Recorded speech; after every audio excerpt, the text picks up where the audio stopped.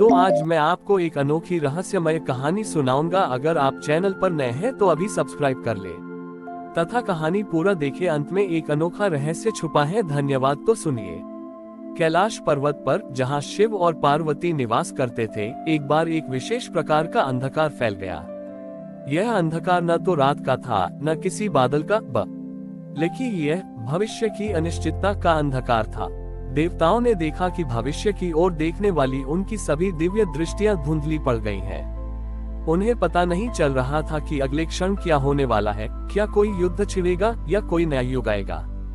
यह अनिश्चितता संसार में भय और निष्क्रियता ला रही थी। देवता चिंतित होकर शिवजी के पास पहुँचे। हे महादेव, इंद्र ने कहा, हम भविष्य को देख नहीं पा रहे हैं। इस अनिश्चितता के अंधकार ने हमें बांध दिया है। हम क्या करें। शिवजी उस समय ध्यान मुद्रा में नहीं थे, बल्कि वे अपनी पत्नी पार्वती जी के लिए रुद्राक्षों की माला बना रहे थे। शिवजी ने अपनी धीमी शांत आवाज में कहा, देवताओं, यह अंधकार किसी असुर का नहीं बल्कि ज्ञान के अत्यधिक बोझ का परिणाम है। तुम भविष्य को इतना स्पष्ट रूप से देखने के आदी हो गए थे कि तुमने वर्तमान में कर्म करना छोड़ दिया था। तुमने अपनी शक्ति का उपयोग कर्म करने में नहीं बल्कि परिणाम जानने में किया। जब तक तुम भविष्य को जानते रहोगे, तुम निर्भीक नहीं हो पाओगे, क्योंकि तुम्हें पता होगा कि तुम्हारी हार कहाँ लिखी है। और जब तक तुम भविष्य को जानते रहोगे, तुम स्वतंत्र नहीं हो पाओगे, क्योंकि तुम केवल पूर्व निर्धारित मार्ग पर चलोगे। ये कहकर शिवजी ने अपने हाथ में बनी हुई रुद्राक्ष की माला को देखा। माला में कुछ रुद्राक्ष अधूरे थे, जिन पर अभी तक अंतिम रूप से नक्काशी नहीं हुई थी। शिवजी ने कहा, यह अनिश्चितता आवश्यक है। यह अंधकार ही वह अवसर है जब तुम अपनी नई नियति लिख सकते हो। मैं तुम्हें एक समाधान देता हूँ। तुम इस अंधकार को दूर करने के बजाय इसे स्वीकार करो, और मैं इस अधूरे रुद्राक्ष को तुम्हें देता हूँ। इस रुद्राक्ष का नाम है संध्या बीज। ये संध्या बीज तुम्हें भविष्य नहीं दिखाएगा, बल्कि जब तुम किसी बड़े संकट या निर्णय के सामने खड़े होगे, तो ये तुम्हें केवल वर्तमान में करने योग्य एकमात्र सही कर्म का बोध कराएगा। ये तुम्हें परिणाम से नहीं जोड़ेगा बल्कि प्रयास से जोड़ेगा। शिवजी ने समझाया, जब तुम जानते हो कि सब कुछ पहले से लिखा है, तो तुम कर्मफल के दास बन जाते हो। लेकिन जब तुम अनिश्चितता में कर्म करते हो, तब तुम्हारा कर्म शुद्ध भक्ति बन जाता है, क्योंकि तुम फल की चिंता नहीं करते।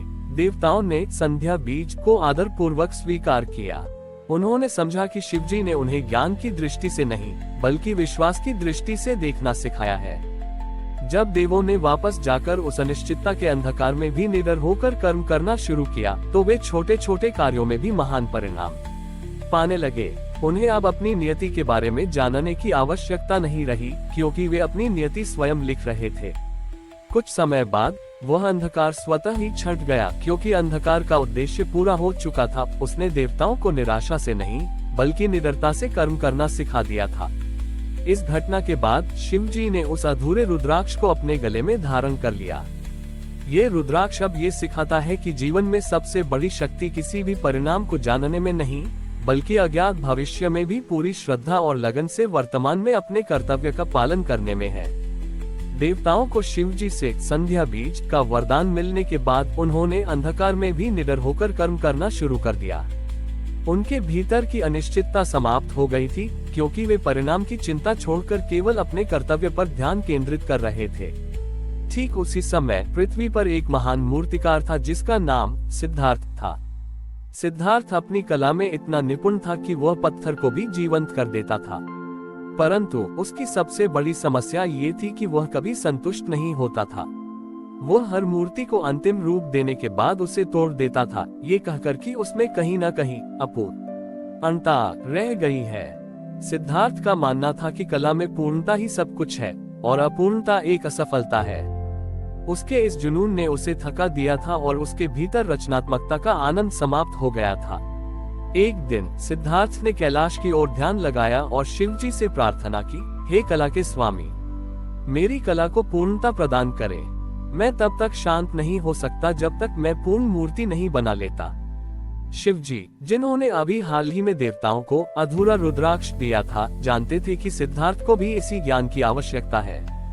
शिवजी ने एक अत्यंत वृद्ध शांत साधु का रूप धारण किया और सिद्धार्थ की कार्यशाला में पहुंचे। उन्होंने देखा कि सिद्धार्थ एक सुंदर मूर्ति को तोड़ने वाला है। साधु ने पूछा, हे कलाकार, तुम इस सुंदर कृति को क्यों नष्ट कर रहे हो? उद्धरण चिन्ह। सिद्धार्थ ने दुख भरे स्वर में कहा, साधु, इसमें एक सूक्ष्म कमी है। ये पूर्ण नहीं है। मैं केवल पूर्ण कला को ही स्वीकार कर सकता हूँ। साधु शिवजी ने अपनी जेब से एक टूटी हुई माला निकाली। माला में कुछ रुद्राक्ष नहीं थे और वह पूर्णतः जर्जर थी।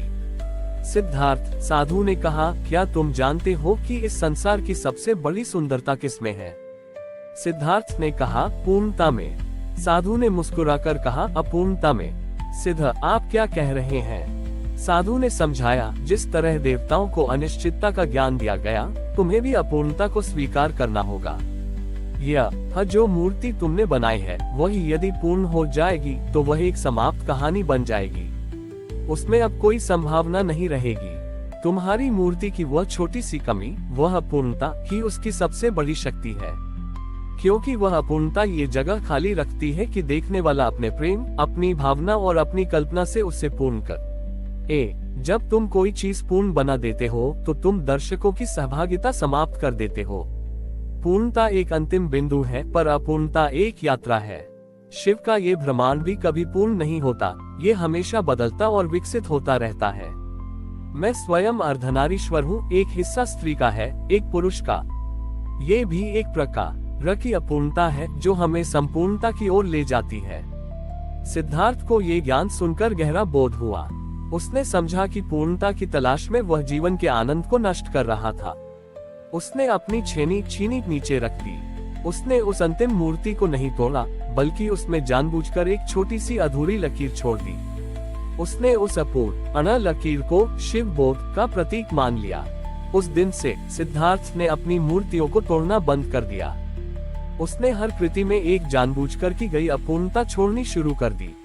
लोगों ने जब उसकी ये नई मूर्तियां देखी तो उन्हें वे और भी अधिक सुंदर लगी, क्योंकि वे उन्हें अपनी कल्पना और भावना से पूर्ण कर सकते थे। इस प्रकार भगवान शिव ने ये सिद्ध किया कि सच्चा आनंद पूर्णता के अहंकार में नहीं, बल्कि अपूर्णता की विनम्रता में है, और यही अपूर्णता ही विकास और संभावना का अनंत द्वार खोलती है। हमारी और भी आध्यात्मिक एवं अनोखी कहानियाँ देखने के लिए हमारे चैनल पर जाएं तथा धार्मिक एवं पौराणिक अनोखी कहानियाँ हमारे चैनल पर है। कृपया जाके देखें तथा हमारे चैनल को सब्सक्राइब करके रखें और वीडियो लाइक जरूर करें। धन्यवाद।